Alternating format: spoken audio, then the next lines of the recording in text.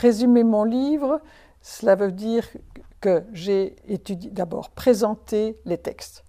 Je les ai présentés et puis après cela, je les ai commentés. Et je les ai commentés d'une part en me posant la question, sont-ils vrais au sens historique du terme? Et donc ma réponse, et je l'ai dit d'emblée, elle est non, ils ne sont pas historiques, ce qui ne veut pas dire que j'exclus définitivement qu'il n'y ait pas eu, pour fabriquer ce récit, des emprunts à des éléments historiques. Donc ma réponse est non. Et puis, alors, deuxième chose, si ce n'est pas historique, qu'est-ce?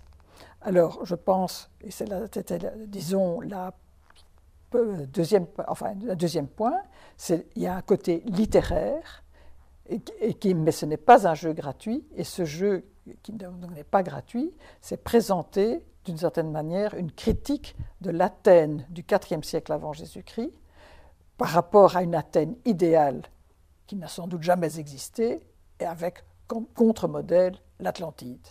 Et non seulement l'Atlantide est le contre-modèle de l'Athènes idéale, mais elle est en quelque sorte l'Athènes telle que Platon la vivait. Et ma thèse, qui n'est d'ailleurs pas uniquement la mienne, est étayée sur le fait qu'ailleurs dans son œuvre, Platon a fait la même chose, donc critiquer Athènes à travers, disons, des fictions. Dans la seconde partie du titre, j'aborde la question du rapport de l'Atlantide de Platon avec les deux utopies essentielles du XVIe siècle. La plus importante des deux, c'est celle de Thomas More, et puis vient celle de Francis Bacon, qui est intitulée « La Nouvelle Atlantide ».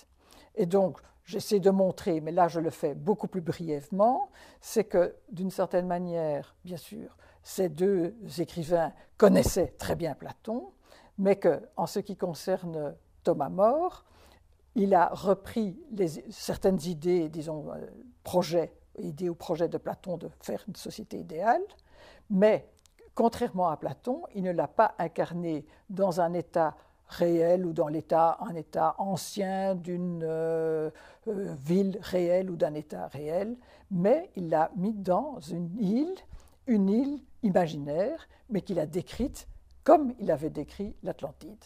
Et donc, d'une certaine manière, il a fusionné dans l'utopie les éléments qui étaient séparés et opposés chez Platon, c'est-à-dire la société idéale évoquée par la Primo-Athènes et la société dégénérée évoquée par l'Atlantide.